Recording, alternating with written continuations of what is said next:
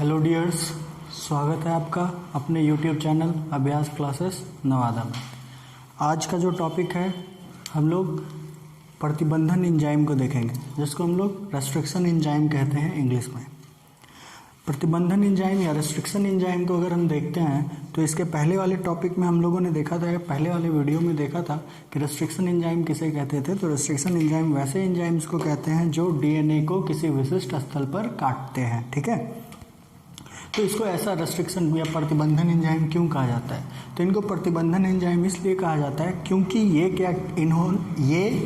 E coli को जीवाणु भोजी के संक्रमण से प्रतिबंधित किया था या रोका था, इसलिए इन्हें क्या कहते हैं? प्रतिबंधन एंजाइम। तो 1963 में आर्बर के द्वारा ई कोलाई से दो एंजाइम को पृथक किया गया था या अलग किया गया था, जो क्या कर रहा था? तो जो जीवाणु भोजी के संक्रमण से ई कोलाई को बचा रहा था। जीवाणु भोजी किसे कहते हैं? तो वैसे विषाणु जो जीवाणुओं को संक्रमित करते हैं, ठीक है। तो यहाँ पे हम लोग देखते हैं कि जो पहला प्रतिबंधन एंजाइम है वो HindIII है।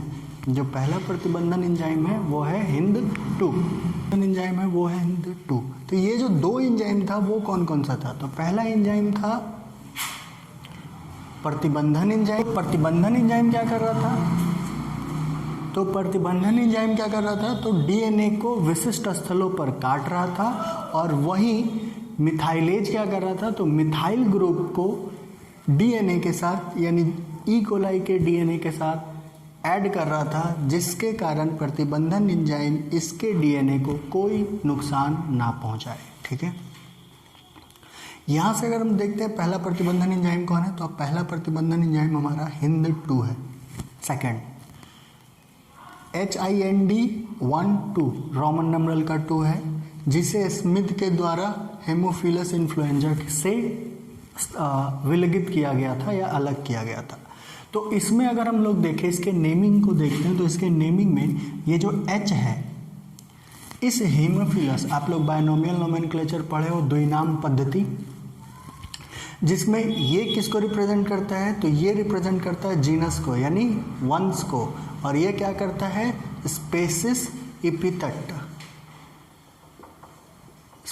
इपिथेट के को रिप्रेजेंट करता है या बताता है। तो इसके जीनस का पहला अक्षर जो कैपिटल में होता है उसको दिया जाता है H, और स्पेसिस के दो अक्षर, ये जो दो अक्षर हैं वो हैं स्पेसिस के, और तीसरा जो है ये D, ये लिया गया है इसके प्रभेद से, यानी जिस प्रभेद के द्वारा ये अलग किया गया है, यानी या जिस प्रभेद से इसे अलग किया गया है उस प्रभेद, और ये दूसरा, ये इनकी क्रम संख्या है जिस क्रम में इसे विलगित किया गया है, ठीक है। यानी D क्या है? तो इसके प्रभेद है, और 2 क्या है? इसकी संख्या है।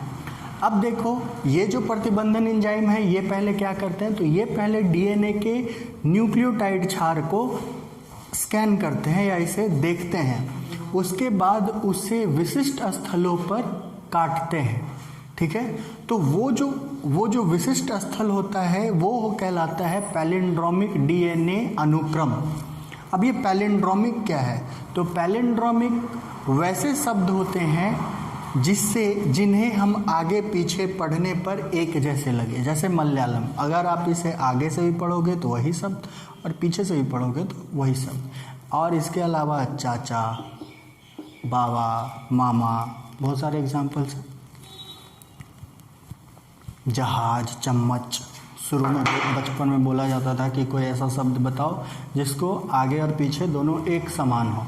तो दोनों एक समान कौन सा है? तो वो है हमारा, उसको यानी वैसे शब्द को क्या बोलते हैं? पैलिंड्रोमिक शब्द कहते हैं।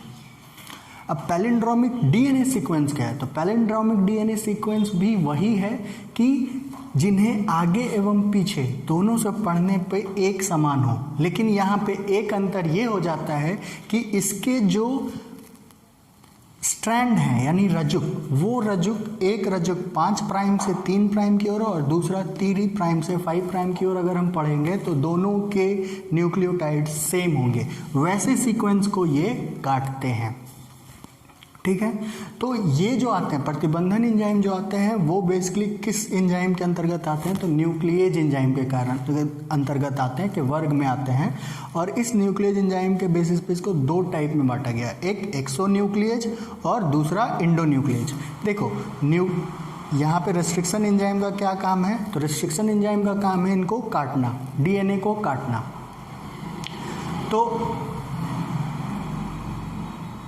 रेस्ट्रिक्शन एंजाइम का क्या काम है, तो डीएनए को काटना। तो ये अगर डीएनए के सिरे से न्यूक्लियोटाइड को अलग करते हैं, यानी ऊपर से बाहर की ओर से, तो उसको एक्सोन्यूक्लिएज के ग्रुप में डाला जाता है। और जब वो अंदर के न्यूक्लियोटाइड्स को काटते हैं तो उसे इंडोन्यूक्लिएज के अंतर्गत रखा जाता है। अब देखो इंडोन्यूक्लिएज जो होते हैं वो क्या करते हैं, तो पहले डीएनए के सीक्वेंस को स्कैन करते हैं, यानी पूरे डीएनए के सीक्वेंस को स्कैन करते हैं। और जब ये पैलिंड्रोमिक डीएनए सीक्वेंस उन्हें प्राप्त होता है तो उसे वो क्या करते हैं, उसे विशिष्ट स्थलों पर काटते हैं। और वह विशिष्ट स्थल या वह विशिष्ट न्यूक्लियोटाइड क्रम जहाँ पैलिंड्रोमिक सीक्वेंस को काटा जाता है, उस सीक्वेंस को यानी उस अनुक्रम या उस क्षार को हम लोग क्या बोलते हैं, तो उसे रिकॉग्नाइजिंग सीक्वेंस कहते हैं। ठीक है। इसके बाद हम लोग देखते हैं तो इंडोन्यूक्लिएज जो होता है, इंडोन्यूक्लिएज डीएनए के दो सिरों का निर्माण करता है। पहला सिरा होता है स्टिकी एंड्स, यानी वैसे डीएनए जिनके पास एक सिंगल स्ट्रैंड का एंड हो, यानी वैसे डीएनए जिनका एक रजुकीय एंड्स हो, उसे हम लोग क्या बोलते हैं, स्टिकी एंड्स। और ब्लंट एंड्स किसे कहते हैं, ब्लंट एंड्स जब दोनों सीक्वेंस को बराबर में काट दिया जाए, यानी दोनों को जब बराबर से हम काट देते हैं तो इनके पास जुड़ने वाले एंड्स नहीं रहते हैं, और उस एंड्स को हम लोग बोलते हैं ब्लंट्स एंड। ठीक है। इसका है SCA1। ठीक है। इस एंजाइम के द्वारा ब्लंट एंड प्रोड्यूस किया जाता है, और इस ब्लंट एंड्स को लिंकर के रूप में यानी संयोजक के रूप में उपयोग किया जाता है। अब आगे हम लोग देख लेते हैं। तो यहाँ पे कुछ एंजाइम्स के नाम हैं जो रेस्ट्रिक्शन एंजाइम है। यहाँ पे हमारे पास कुछ रेस्ट्रिक्शन एंजाइम के नेम्स हैं, ई कोराई 1, हिंद 3, HPA2, BAM-H1, ये सारे उसके ओरिजिन है जिनको जहाँ से निकाला गया है, और ये इनके रेस्ट्रिक्शन साइट है या रिकॉग्नाइजिंग साइट है, यानी इन्हीं को ये पहचान कर क्या करते हैं, तो डीएनए को उसके विशिष्ट स्थल पर काटते हैं। इसके बाद अगर हम लोग देखें तो यहाँ पे ये जो ई कोराई है ये क्या करता है, ये 6 बेस सीक्वेंस, तो 4 और 6, ये 6 बेस सीक्वेंस को ढूंढता है और उनके सेंटर से थोड़ा सा हटकर इसके पास लगकर इसे डीएनए के शुगर फॉस्फेट बैकबोन से अलग करता है। इस प्रोसेस के होने के बाद, यानी प्रतिबंधन एंजाइम के से ट्रीटमेंट होने के बाद डीएनए के छोटे छोटे टुकड़े विलगित होते हैं और उन टुकड़ों को फिर आपस में अलग किया जाता है जो अलग अलग लेंथ के होते हैं। तो इसे जिस प्रक्रिया के द्वारा विलगित किया जाता है या अलग किया जाता है उस प्रक्रिया को हम जेल इलेक्ट्रोफोरेसिस प्रक्रिया कहते हैं।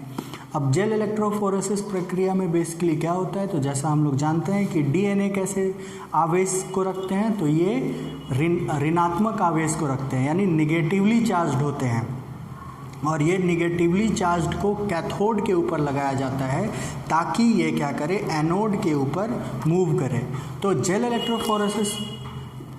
इलेक्ट्रोफोरेसिस प्रक्रिया में क्या किया जाता है, तो एक यंत्र के द्वारा उस यंत्र में एक मीडियम रखा जाता है या मैट्रिक्स रखा जाता है, उस मीडियम का नाम होता है एग्रोज जेल, और इस एग्रोज जेल को समुद्री घासों के द्वारा निकाला जाता है या इसे वीड्स ऑफ सी से अलग किया जाता है।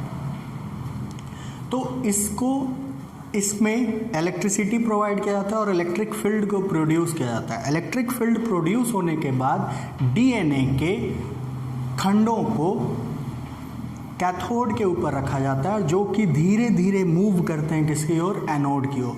तो जो सबसे छोटा टुकड़ा होगा वो तेजी से एनोड की ओर बढ़ेगा और जो कम होगा, जो लंबा होगा, वो कम तेजी से आगे बढ़ेगा।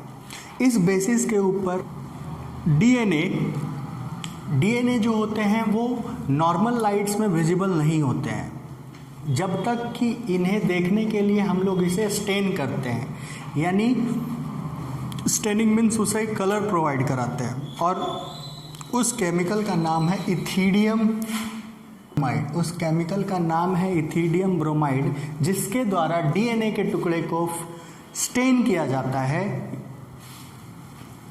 और